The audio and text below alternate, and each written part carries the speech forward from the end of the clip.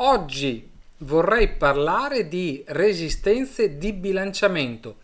A che cosa serve bilanciare le nostre linee? Stiamo parlando ovviamente di un impianto di allarme cablato, quindi con i cavi, e dei tipi di collegamento possibile, perché sembra che ci sia ancora la credenza che mettere le resistenze da una parte e mettere le resistenze da un'altra si ottenga lo stesso collegamento. Ecco, oggi di questo voglio parlare, di resistenze di bilanciamento e a che cosa servono.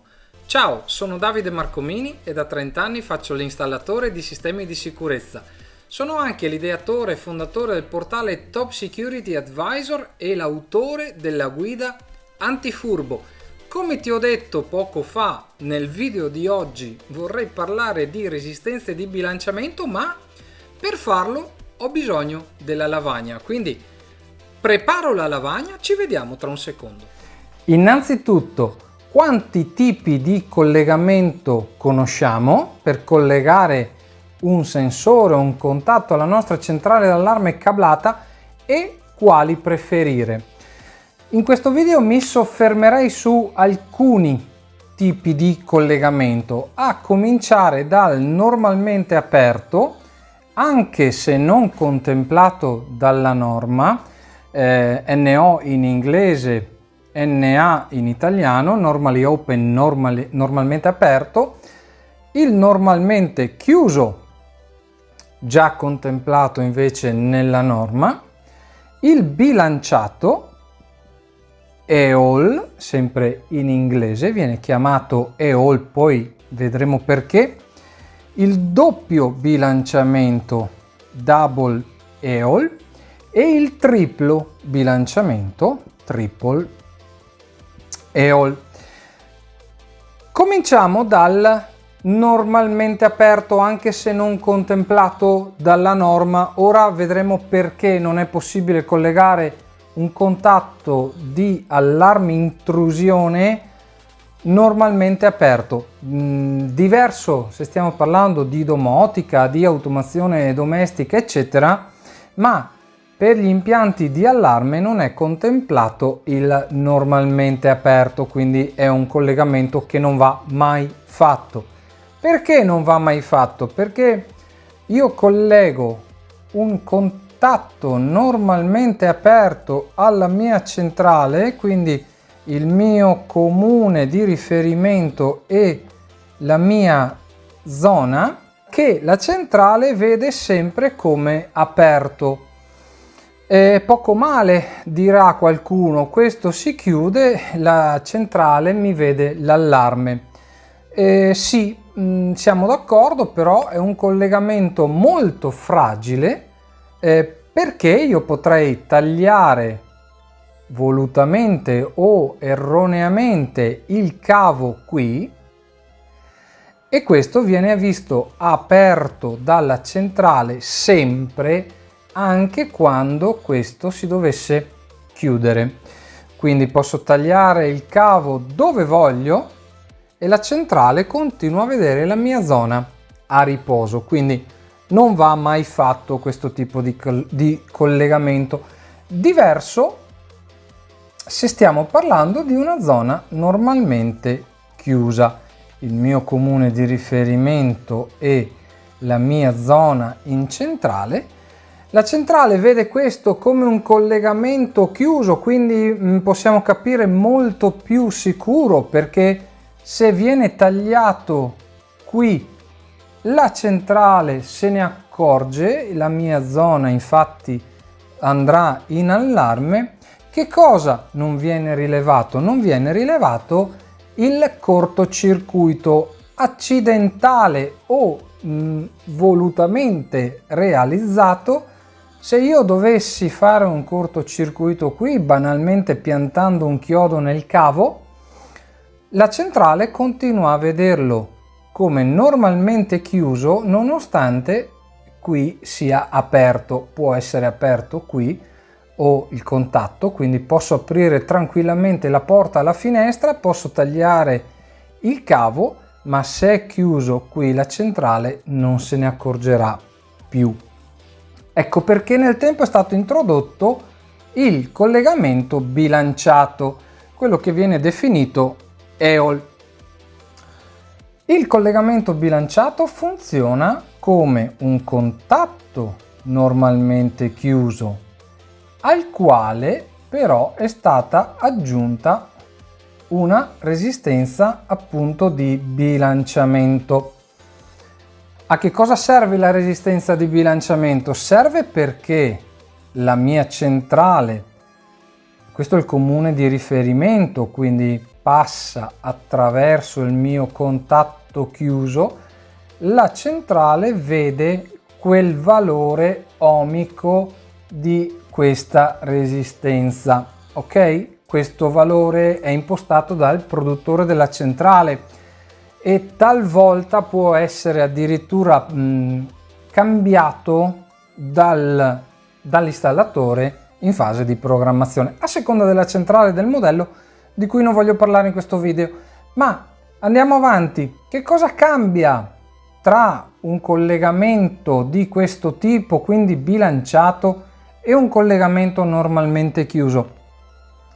Cambia che se il mio cavo viene tagliato qui, la centrale non vede più il valore ohmico della resistenza e quindi andrà in allarme, come se avessi aperto il contatto, ma si accorgerà anche se dovessi chiudere volutamente o erroneamente il famoso chiodo piantato nel muro qui, la centrale comunque non vedrà più il valore ohmico della mia resistenza e quindi si accorgerà del problema andando in allarme, segnalando un guasto, quello che sarà in base al tipo di marca modello della centrale.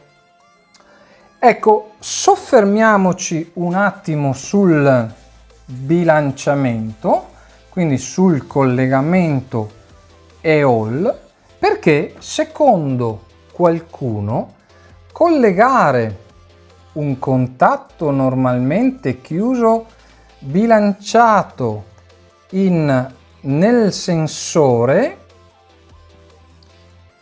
è la stessa cosa che collegare un sensore bilanciato in centrale. Questa è la resistenza, questa è la resistenza, ok? Qualcuno dice che io metta la resistenza qui o che io metta la resistenza qui, per me è la stessa cosa.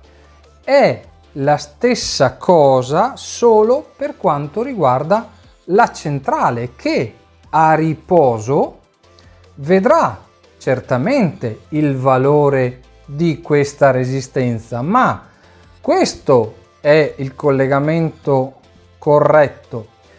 Questo è quello che in Veneto chiamiamo il contentin, ovvero il contentino che diamo alla centrale, cioè gli facciamo credere che la linea sia bilanciata quando non lo è, perché come abbiamo visto poco fa, in questo caso se io taglio qui viene rilevato, se io taglio qui viene rilevato, sì, viene rilevato, ma se invece lo chiudo qui, questo viene rilevato, questo può essere rilevato?